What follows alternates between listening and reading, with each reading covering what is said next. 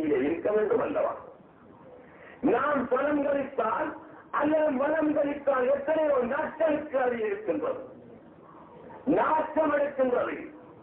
இந்த நிலையில் பெருமானாரை பொறுத்தவரையில் இல்லையே. அவர்களை மனிதன் என்று எப்படி சொல்வது? மனிதன் தான். மனிதனை விட்டும் உணர்வுபட்டு விட்டார்கள் பெருமானார் ஸல்லல்லாஹு அலைஹி வஸல்லம் அவர்கள். இது சில உதாரணங்கள், சில எடுத்துக்காட்டுகளை மட்டும் உங்கள் மத்தியிலே கூறினேன். எதற்காக சொன்னேன்? உங்களை போன்ற மனிதன் என்று திருமறையில் கூறப்பட்டிருக்கிறது அல்லவா? அதனால் எம்மை போன்ற மனிதன் என்று நாம் நபி அவர்களை கழித்துவிடக் கூடாது. எம்மை விட்டும் வேறுபட்டவர்கள் மனித இனத்தைச் சேர்ந்தவர்கள். அப்படியானால் அவர்கள் யாராக இருக்கலாம்? காத்தான்குடியிலே ஒருவர் இருக்கிறார் என்று வைத்துக் கொள்வோம். அவரிடத்தில் இப்பொழுது நான் மேற்கூறிய தன்மைகள் அனைத்தும் இருக்கின்றன என்று வைத்துக் கொள்வோம். அவரை நாம் என்னென்று சொல்வோம்? ஒலி என்று சொல்வோம், அவுலியா என்று சொல்வோம், அல்லது ஒரு நபி என்று சொல்வதற்கு கூட எங்களுக்கு தோன்றும். அல்லது சிலர் அவருடைய தன்மைகளை பொறுத்து இவர் கடவுளாக இருக்கலாமோ என்றும் சொல்லிவிடலாம். மக்காவிலே இத்தகைய தன்மையுடைய முகம்மது இருக்கிறார்கள் என்று சொன்ன பொழுது பார்த்தவர்களுக்கு ஆச்சரியம் ஏற்பட்டது. மனிதனா இருந்தால் இந்த தன்மைகள் இருக்க முடியாது.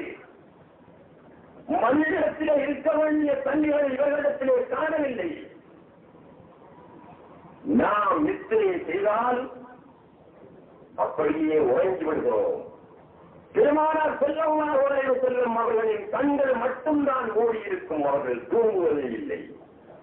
63 வருட வாழ்க்கையில் தூங்கியதாக ஒரு சரித்திரத்தை காட்டுங்கள் பார்க்கலாம், ஒரு சம்பவத்தை காட்டுங்கள் பார்க்கலாம்.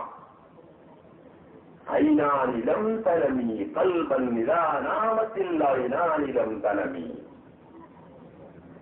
கல்வி ஒரு பொழுதிலே உறங்காது, அவர்களுடைய கண்கள் மட்டும்தான் உறங்கிக் கொண்டிருக்கும் என்று ஹதீஸ்களிலே சொல்லப்படுகிறது. இவற்றையெல்லாம் கவனிக்கின்ற உங்களுக்கு என்ன புரிகின்றது, என்ன விளங்குகின்றது? பெருமானார் ஸல்லல்லாஹு அலைஹி வஸல்லம் அவர்கள் மனித உருவத்தில் தோன்றிய ஓரொரு சக்தி என்பது உங்களுக்கு தெரிய வருகின்றதா இல்லையா? இதுதான் அவர்களுக்கும் தெரிய வந்தது. அவர்கள் என்று சொன்னார்கள், இத்தகைய சக்திகளை பெற்ற ஒருவர் மனிதனாக இருக்க முடியாது, அமரனால் தான் அதற்கு முடியும் என்று பெருமானாரை அமரர் என்று சொன்னார்கள். ஜின்னால் தான் முடியும் என்று ஜின் என்றும் சொன்னார்கள். கடவுள் என்று கூட சொல்ல ஆரம்பித்து விட்டார்கள். நாம் சிந்திப்போம், அவர்களுடைய கூற்று ஒரு புறம் இருக்கட்டும், அவர்கள் சொல்வதை ஒரு புறம் வைத்துவிட்டு பெருமானார் ஸல்லல்லாஹு அலைஹி வஸல்லம் அவர்கள் யார் என்று நாம் சிந்திப்போமா? சற்று ஆராய்ந்து பார்ப்போமா?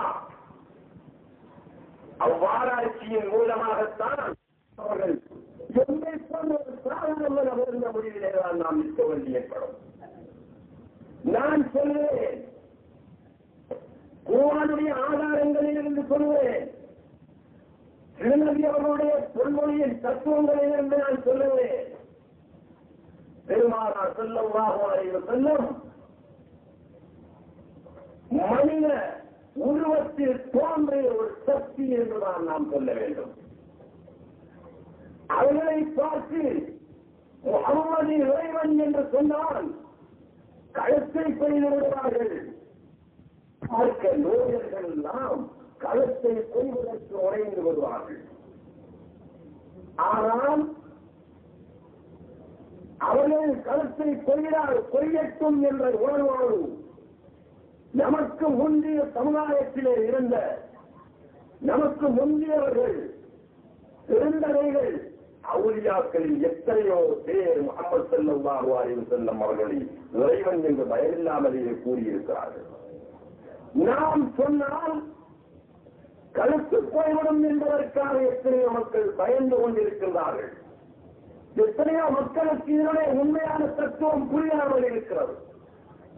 நான் சொல்கிறேன், முஹம்மது ஸல்லல்லாஹு அலைஹி வஸல்லம் உலகத்திலே தோன்றினார்கள் என்றால் மனித உருவத்தில் தோன்றியவர் இறைவன் தான் முகம்மதுடைய தோற்றத்திலே உலகத்திலே பிரதிபலித்தான் தோன்றினான் என்று திட்டவட்டமாக சொல்ல முடியும். மாணவர் ஜிப்ரீல் அலைஹிஸ்ஸலாத்து வஸ்ஸலாம் அவர்களை இறைவன் கூப்பிட்டான். சொன்னான், ஜிப்ரீலே, ஹிரா என்ற குகையில் என்னுடைய ஹபீப் இருக்கிறார், தியானத்திலே இருக்கிறார். அவரிடம் சென்று இக்ரா என்ற சூரத்தை ஒப்படைத்து விட்டு வா என்றான். ஜிப்ரீல் அலைஹிஸ்ஸலாத்து வஸ்ஸலாம் இறைவனிடமிருந்து ஹிராவிலும் குகையை நோக்கி விரைந்து வருகின்றார்கள். ஹிரா குகையினுள்ளே ஒருவர் கையை நெற்றியிலே குத்திய வண்ணம் படுத்துக் கொண்டிருக்கிறார். யார் அது என்று ஜிப்ரீல் அலைஹிஸ்ஸலாத்து வஸ்ஸலாம் பார்க்கின்றார்கள். ஜிப்ரீலிடம் இந்த செய்தியை சொல்லி அனுப்பிய இறைவன் தான் அங்கே படுத்துக் கொண்டிருக்கின்றான். அதிசயம் ஏற்பட்டது ஜிப்ரீலுக்கு. இறைவன் தான் சொல்லி அனுப்பினான். அதே இறைவனைத்தானே இங்கே காண்கிறேன், முகம்மதை காணவில்லை என்று ஆச்சரியமடைந்தார் வானவர் ஜிப்ரீல். ஓடிச் சென்றார் இறைவனிடம். அங்கே பார்த்தால் குகையில் இருந்த அதே மனிதர் தான் அங்கே இருக்கிறார். ஜிப்ரீல் சொல்லுகிறார், இறைவா, என்னை அனுப்பி வைத்தாய் ஹிரா குகைக்கு, அங்கே முகம்மது என்று ஒருவரை நான் காணவில்லையே, உன்னைத்தானே அங்கே தரிசித்தேன், அப்படியானால் அந்த குகையில் இருப்பதும் நீதானா என்று கேட்கின்றார் ஜிப்ரீல் அலைஹிஸ்ஸலாத்து வஸ்ஸலாம். மறுபடியும் இறைவன் அவரை அனுப்புகிறான். அங்கே வந்து பார்க்கின்றார், அதே நபர்தான் அங்கே இருக்கின்றார். இப்படி 3 முறைகள் ஜிப்ரீல் அலைஹிஸ்ஸலாத்து வஸ்ஸலாம் அவர்களுக்கு தடமாற்றம் ஏற்பட்டது. இறுதியாக இறைவன் சொன்னான், குகையில் இருக்கக்கூடியவருக்கு நீ சொல்லு, அது நானா இருக்கட்டும் அல்லது முகம்மதா இருக்கட்டும், குகையில் யார் இருக்கிறாரோ அவரிடம் போய் ஓதி காட்டி என்று வானவர் ஜிப்ரீலை அனுப்பி வைத்தான் இறைவன். இறுதியாக வானவர் ஜிப்ரீல் அலைஹிஸ்ஸலாத்து வஸ்ஸலாம் குகையில் இருந்த அந்த நபருக்கு ஓதி காட்டினார்கள், இவர்களும் ஓதினார்கள் என்று ஒரு கருத்தம் இருக்கிறோம். இதிலிருந்து நாம் எதை புரிகின்றோம்? சொல்லி அனுப்பியவன் இறைவன் இங்கே வந்து பார்க்கின்ற பொழுது எந்த ஒளியை கண்டு வந்தாரோ மாணவர், அதே ஒளிதான் இங்கேயும் இருக்கிறது. அளவில் நூலில்லாத புல்லு செய்யும் மின்னூரி. ஆச்சரியம். இதிலிருந்து நீங்கள் புரிவதென்ன? அல்லாஹ்வும் முஹம்மதும் ஒன்று என்று நினைக்கின்றீர்களா? அப்படியும் நினைத்து விடாதீர்கள்.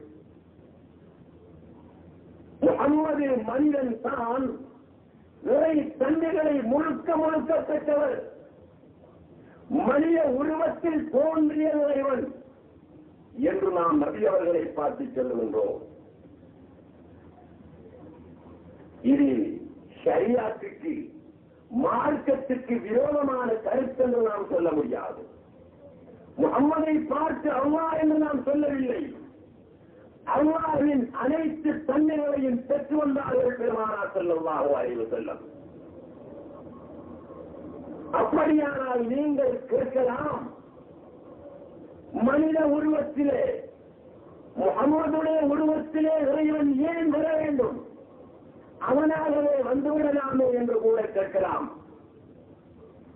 அவன் உருவமற்றவன், உருவம் இல்லாதவன். வருவதா இருந்தால் ஒரு உருவத்திலே தானே வர வேண்டும். உருவம் இல்லாமல் வந்தால் அவனை எப்படி பார்ப்பது? நீங்கள் இறைவனுக்கு உருவம் இல்லை என்று நினைத்து விடாதீர்கள். இறைவனுக்கும் உருவம் உண்டு. இன்னக்கும் ததரவுன ரப்பக்கும் யௌமல் கியாமத்தி கமா தரவுனல் கமர லைலத்தல் பத்ர்.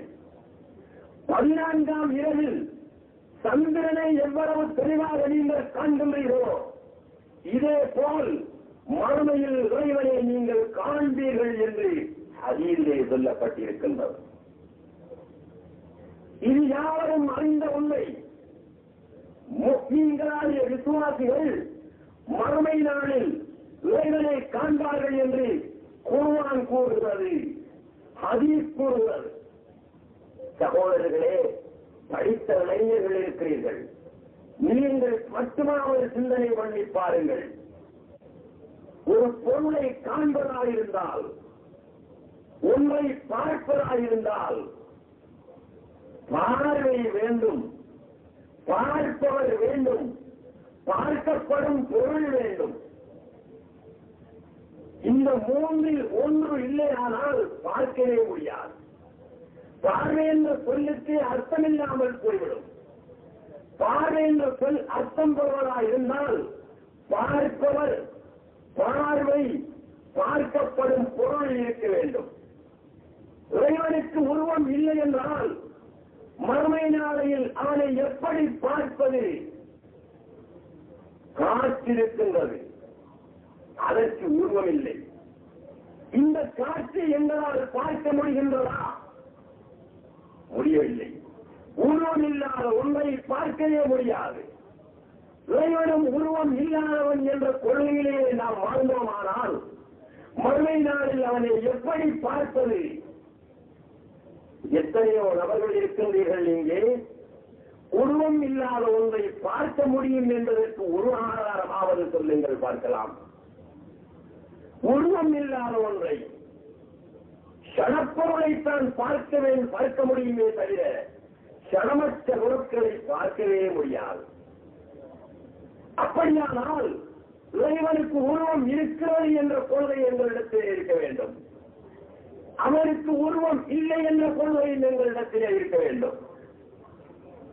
இரண்டு ஒன்று சேர்ந்தால்தான் பூரண விசுவாசியாக நாம் ஆக முடியும். குகையிலே பெருமானார் ஸல்லல்லாஹு அலைஹி வஸல்லம் அவர்களுடைய உருவத்திலே தோன்றியவன் இறைவனாக இருக்கின்றான். குகையில் நபியுடைய உருவத்திலே, அவர்களுடைய சூழத்திலே தோன்றியவன் இறைவனே அன்றி நபி அல்ல. நீங்கள் அறிந்திருப்பீர்கள், நபியுல்லாஹி ஸல்லல்லாஹு அலைஹி வஸல்லம் அவர்கள் வீட்டிலே எதிரிகள் வீட்டை சூழ அவர்கள் வீட்டினுள்ளே அமர்ந்திருக்கின்றார்கள். வெளியே வர முடியாது. வீட்டை முத்திரையிட்டிருக்கின்றார்கள் பெரும் தலைவர்கள் எல்லாம். இறைவன் கட்டளை பிறப்பிக்கின்றான், முஹம்மது வீட்டை சூழ எதிரிகள் நிற்கிறார்கள் வாளோடு. நீங்கள் வெளியே சென்றால் வெட்டி வீழ்த்தி விடுவார்கள். நான் ஒரு தந்திரம் சொல்லித் தருகிறேன், அதை கையாளுங்கள், காப்பாற்றப்படுவீர்கள் என்று இறைவன் சொன்னான். நபி அவர்களுக்கு சொன்னான், முஹம்மதே வெளியே சென்றதும் கொஞ்சம் மண்ணை கையிலே எடுத்து எதிரிகளுடைய கண்களுக்கு வீசுங்கள், அவர்கள் பார்வையை இழந்து விடுவார்கள், நீங்கள் போகலாம் என்று சொன்னான். இறைவனின் சொல் மீது நம்பிக்கை கொண்ட பெருமானார் ஸல்லல்லாஹு அலைஹி வஸல்லம் வீட்டை விட்டு வெளியே வருகின்றார்கள். மண்ணை கையில் எடுத்து வீட்டை சூழ நின்ற காவிரிகளுக்கு வீசுகின்றார்கள். அனைவரும் பார்வையை இழந்தார்கள். பெருமானார் ஸல்லல்லாஹு அலைஹி வஸல்லம் தப்பி போனார்கள். அப்பொழுதும் இறைவன் பெருமானாரை பார்த்து சொல்கின்றான், ஒமா ரமைத்த இது ரமைத்த வலாக்கின் அல்லாஹ் ரமா. முஹம்மதே இப்பொழுது காவிரிகளுக்கு மண்ணை எறிந்தது நீங்கள் என்றால் நினைக்கிறீர்கள்? ஒமா ரமைத்த, நீங்கள் அறியவில்லை முஹம்மதே, வலாக்கின் அல்லாஹ் ரமா, நான் தான் எறிந்தேன் என்று சொல்லுகிறான் இறைவன். நீங்கள் சற்று சிந்தனையிலே இந்த ஆயத்தை எடுத்து நோக்குங்கள். உண்மையிலேயே நுழைந்தவர் பெருமானாரே தவிர வேறு யாரும் அல்ல. இறைவன் வந்து அறியவில்லை. பெருமானார் தனது கையினால் தான் அறிந்தார்கள். இறைவன் சொல்லுகிறான், நீங்கள் அறியவில்லை, நான் அறிந்தேன் என்று.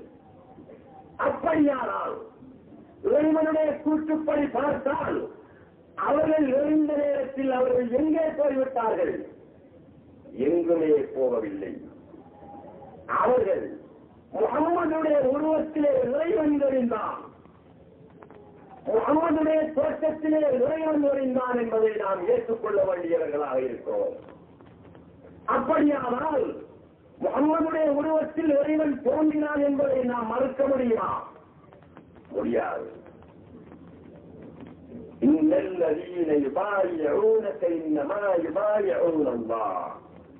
முகம்மதே, நீங்கள் உங்களுடைய சஹாபாக்களிடத்திலே கை கொடுத்து ஒப்பந்தம் பண்ணுகிறீர்கள், பைஅத் செய்து கொள்கிறீர்கள்.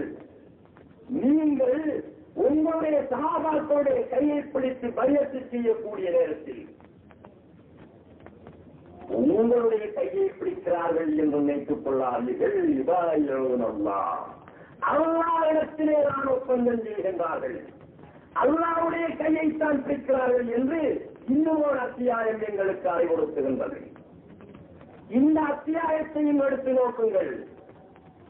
உண்மையிலே நபி அவருடைய திருக்கரத்தை பிடித்து பையத்து பெற்றவர்கள் நபியுடைய சஹாபாக்கள். அவர்கள் பிடித்ததை நபியுடைய கைதான். இறைவன் சொல்லுகிறான், அது நபியுடைய கையல்ல, என்னுடைய கையல்ல. என்னுடைய கை என்று இறைவன் சொல்வதாக இருந்தால் அந்த நேரத்தில் முகம்மது எங்கே போய்விட்டார்கள்? எங்கும் போகவில்லை, அங்குதான் இருந்தார்கள். அவர்களுடைய உருவத்திலே இறைவன் தோன்றி இருக்கின்றான். அப்படியானால் எத்தனையோ சந்தர்ப்பங்களிலே, எத்தனையோ கட்டங்களிலே இறைவன் முகம்மதுடைய தோற்றத்திலே ஆடியிருக்கின்றான். முகம்மது ஸல்லல்லாஹு அலைஹி வஸல்லம் அவருடைய தோற்றத்திலே தோன்றி இருக்கின்றான் இறைவன். ஏன் தோன்றினான் தெரியுமா? இன்னொரு அத்தியாயத்தை உங்களுடைய சிந்தனைக்கு வெளியிலே தருகின்றேன். இறைவன் சொல்லுகின்றான்,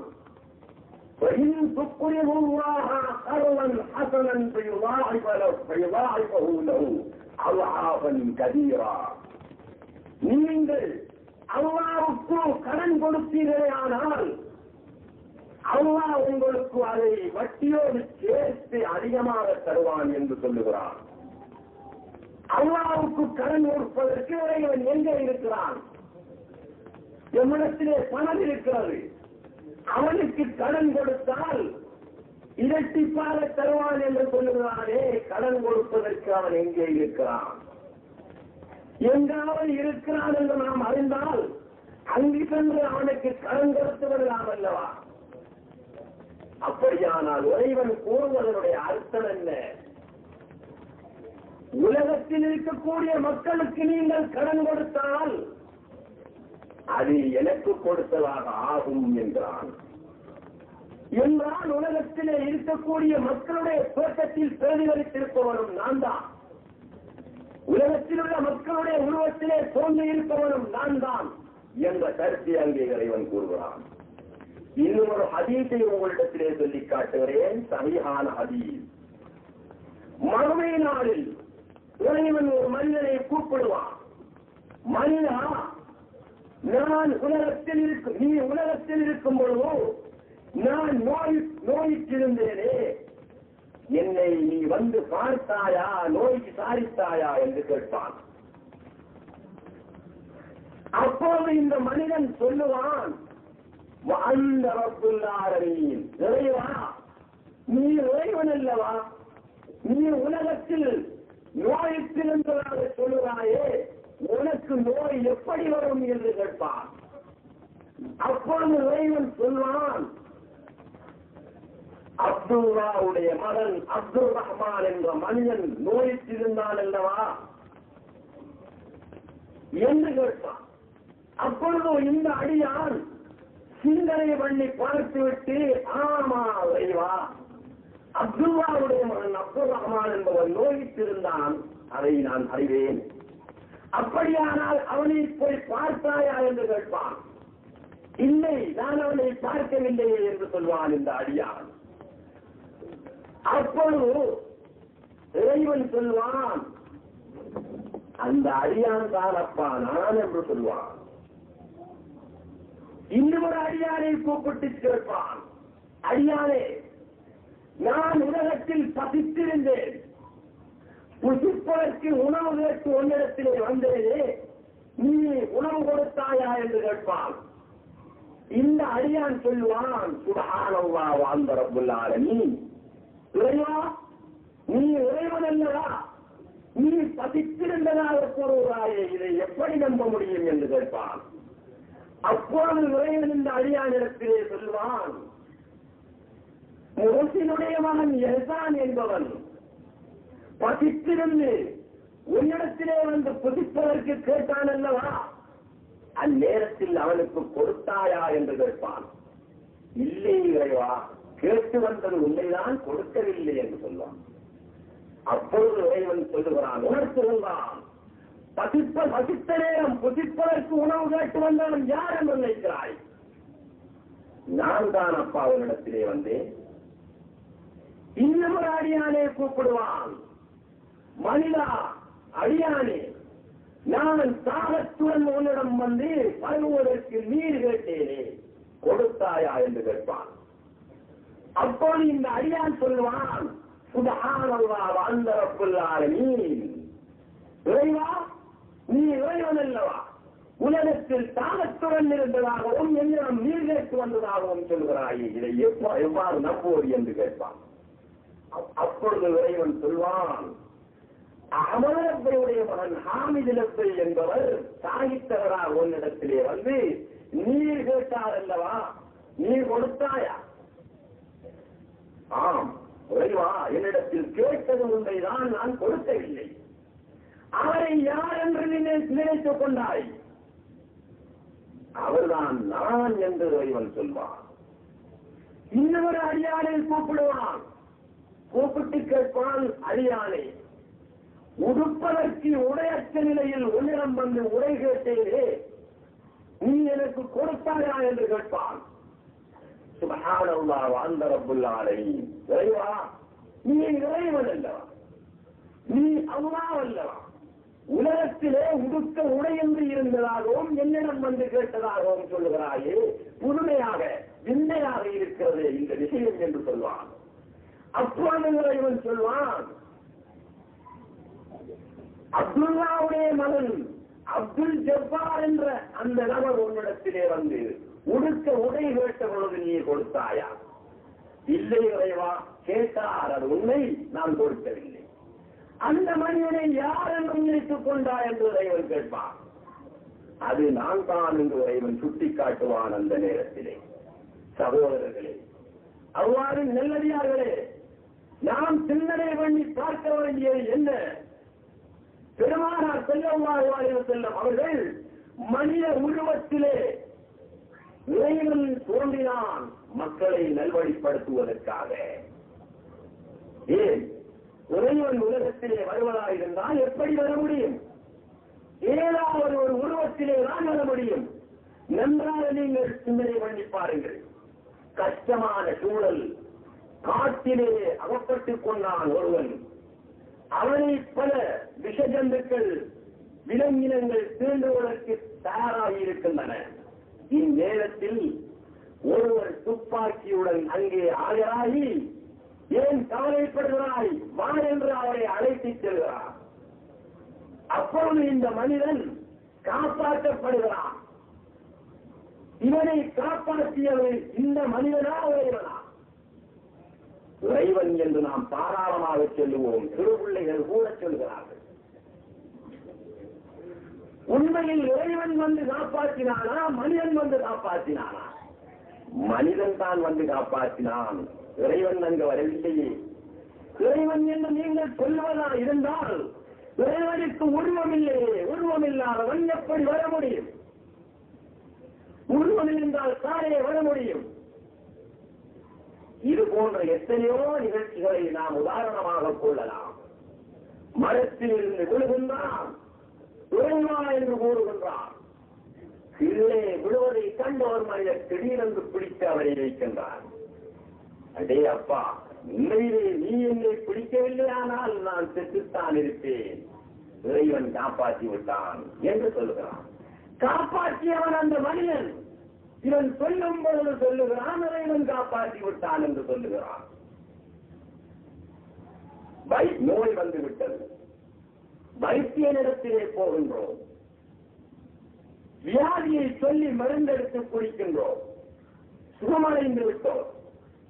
இதை பார்ப்பதற்காக ஒருவர் சென்று உங்களுடைய வியாதி குணமடைந்து விட்டதா என்று கேட்கிறார். ஆமா, எத்தனையோ டாக்டர்களிடத்திலே போனேன், ஆரை பற்றி டாக்டரிடம் போனேன், வின்சனிடத்திலே போனேன், மிஸ்டர் கலீலிடத்திலே போனேன், இப்படி எத்தனையோ இடங்களிலே போனேன், யாராலும் சுகப்படுத்த முடியாமல் போய்விட்டது. கடைசியாக என்னுடைய வியாதியை குணப்படுத்தி எனக்கு சுகம் அளித்தவர் மிஸ்டர் டாக்டர் அன்வர் என்று சொல்லுகிறார். சகோதரர்களே, வியாதியை குணப்படுத்துவதற்கு அன்வரால் முடியுமா அல்லது வின்சனால் முடியுமா? வியாதியை குணப்படுத்தும் வல்லமையும் சக்தியும் இறைவனிடம் இருக்கிறது. இவர் மருந்து கொடுத்தார், அதனால் சுகமடைந்து விட்டார். சுகப்படுத்தியவர் யார் என்று கேட்டால் டாக்டரை காட்டுகின்றார்.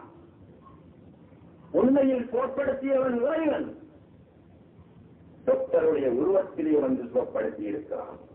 டாக்டர் தான் சுகப்படுத்தினார் என்றால் டாக்டருக்கு எவ்வாறு சுகப்படுத்த முடியும்? அவரிடத்திலே அந்த சக்தி வழங்கப்படவில்லை.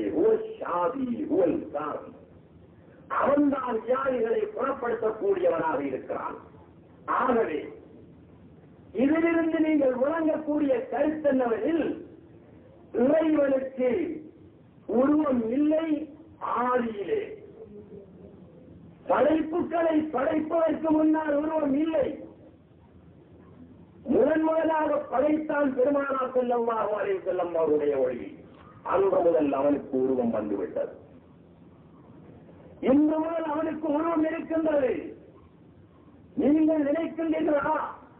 நாம் பார்க்கக்கூடிய அத்தனை பொருட்களும் இறைவனுடைய பிரதிபலிப்பு, இறைவனுடைய உருவங்களேதான். நாம் கேட்கக்கூடிய அத்தனை ஒலிகளும் இறைவனுடைய ஒலிகளேதான். நாம் பார்க்கக்கூடிய அத்தனை ஒலிகளும் இறைவனுடைய ஒளிகளேதான். அதில் சந்தேகமே கிடையாது. நபியுல்லாஹி ஸல்லல்லாஹு அலைஹி வஸல்லம் அவர்கள் உலகிற்கு நபியாக எதற்கு அனுப்பப்பட்டார்கள்? ஒருவரை நல்வழிப்படுத்துவதாக இருந்தால் இறைவனே வந்து நல்வழிப்படுத்தலாமே என்று நீங்கள் கேட்கலாம். 1,24,000 நபிமாரையும் அனுப்பி அவர்களுக்கு ஜிப்ரீல் என்று ஒரு அமரரையும் நியமித்து அவர்களிடத்திலே ஆயிரக்கணக்கான முறைகள் அனுப்பி இத்தனை கஷ்டங்களையும் ஏற்படுத்த வேண்டிய அவசியம் இல்லையே. இறைவன் நேரடியாக வந்து மக்களை நல்வழிப்படுத்தலாமே, மக்களுக்கு நல்லவற்றை சொல்லலாமே என்று நீங்கள் கேட்கலாம். இறைவன் வருவதா இருந்தால் உருவத்திலே நான் வர வேண்டியதா இருக்கிறது. உருவம் இல்லாமல் ஒரு பொருள் வரவே முடியாது, ஒருவரும் வரவே முடியாது. ஆகவேதான் இறைவன் நபி அவருடைய உருவம் எடுத்து வந்தான் மக்களுடைய நலனுக்காக. உங்களுக்கு ஒரு உதாரணத்தை சொன்னால் பொருத்தமுடையதாக இருக்கும் என்று நான் நினைக்கிறேன்.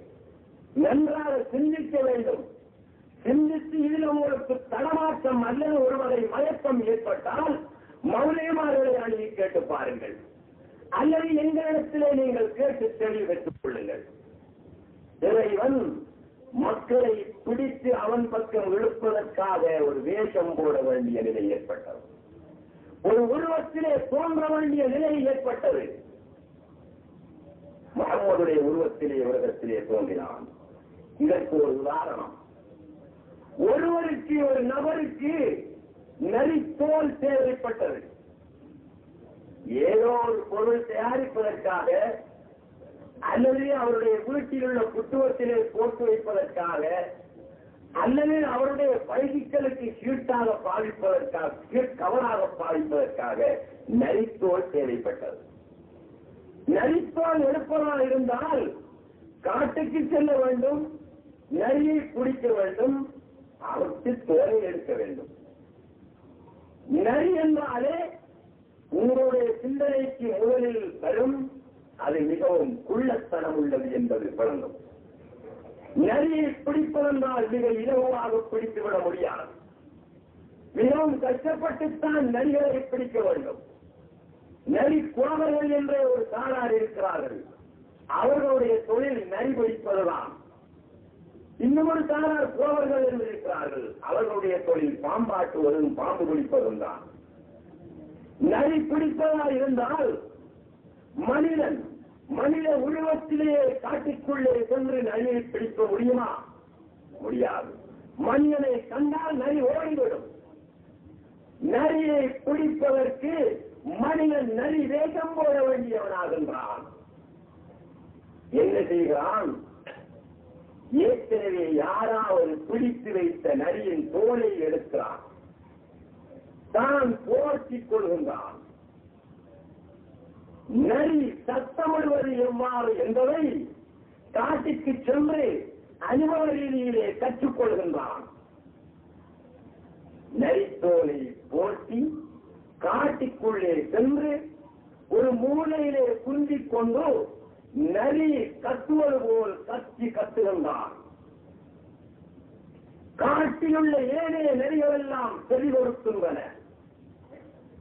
யாரோ எங்களுடைய இடத்தில் உள்ள ஒரு தோழனுக்கு கஷ்டம் ஏற்பட்டு விட்டது போல் நாம் அவ்விடத்தை சென்று அதை காப்பாற்றுவோம் என்ற எண்ணத்தோடு ஏனைய நரிகள் எல்லாம், காட்டிலுள்ள உண்மையான நரிகள் எல்லாம் அங்கே ஓடி வருகின்றன.